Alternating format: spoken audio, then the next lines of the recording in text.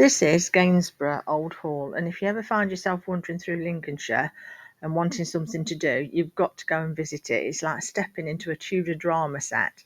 It's not a castle and it's not quite a palace, but it's one of the best preserved medieval manor houses in England, and it's got a lot of stories it can tell. Um, Back in the late 1400s, Sir Thomas Burr decided he needed a home that screamed, "Well, I've made it." So he built this sprawling timber-framed hall with a brick tower, which was the height of fashion at the time. And his great hall was huge, and his kitchen was massive. His kitchen was big enough to roast a whole ox. Honestly, the kitchen is amazing. It's one of the best preserved Tudor kitchens in England. Um, so it wasn't just a house, it was a statement piece. And if you fast forward to the Tudor era, and Gainsborough Old Hall became a hotspot for royal visits, Henry VIII has visited here and he stayed here twice. And the second time in 1541, he brought along his young wife, Catherine Howard. Might sound romantic? Well, not quite, because this was the same progress where Catherine's secret flirtations with Thomas Culpeper, I think it was, started to unravel. And by the time Henry found out, the whole thing ended with Catherine losing her head, literally. So Gainsborough was one of the stops on that ill-fated journey, so you can imagine there's tension simmering under all that Tudor pomp. There's a bit of a twist as well, because Henry's last wife, Catherine Parr, had actually lived at Gainsborough years earlier when she was married to Edward Burr, the grandson of the hall's builder. So this saw both the Queen who was beheaded and the Queen who survived.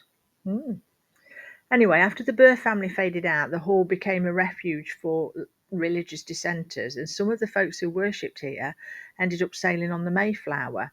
So this quiet Lincolnshire manor has a direct link to the founding of America, no less. Not bad for a place that's later doubled as a theatre, a factory, and even a pub.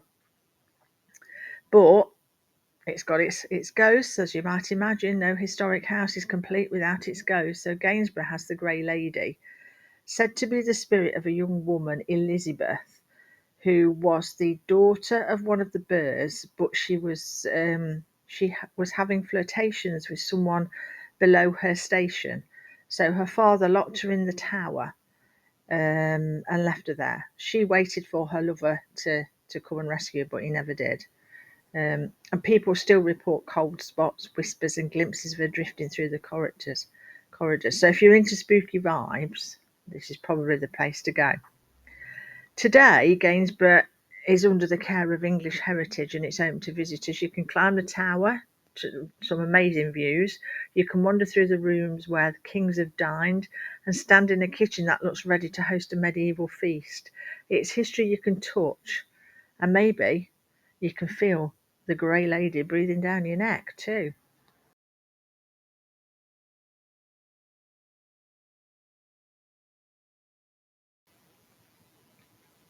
I've got a bit of a timeline of events for Gainsborough Old Hall here. So in 1460 to 1480, the construction begins under Sir Thomas Burr, who, as we know, was a wealthy courtier. In 1484, Richard III visited Gainsborough Old Hall. He was probably wanting to get away of the scandal of the two princes that had disappeared. But this signalled Burr's importance in Yorkist circles.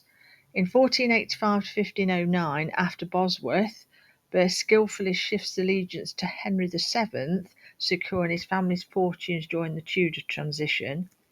In 1509, we've got Henry VIII's first visit, which is early on in his reign. In 1510, Edward Burr, the second Baron, heir to the estate, is declared a lunatic and confined within the hall, a little known but tragic chapter of the hall there. In the 1530s, Catherine Parr, the future Queen of Henry VIII, lives at Gainsborough as the young wife of Edward Burr, the grandson of the builder, and this quiet period foreshadows her later rise to royal status. In 1541, Henry VIII's second visit during his northern progress with Catherine Howard, and as we know, the rumours of her affair with Thomas Culpeper were swirling around the court, and it ends in scandal and Catherine's execution.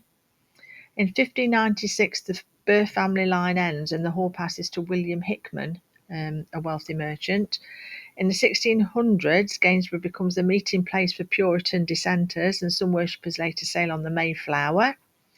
1700s to 1800s, the hall falls out of aristocratic use and becomes a theatre, a factory, a Masonic lodge, and even a pub. In the 1940s, local volunteers save the hall from dereliction and start on restoration. And the present day, under English heritage, Gainsborough Old Hall stands as one of England's best preserved medieval manor houses, open to visitors and still echoing with history and maybe a ghost or two. So if you like this and you like listening to our travels and seeing some of the places we've been, please like and subscribe. Thank you very much, and we'll see you on the next one.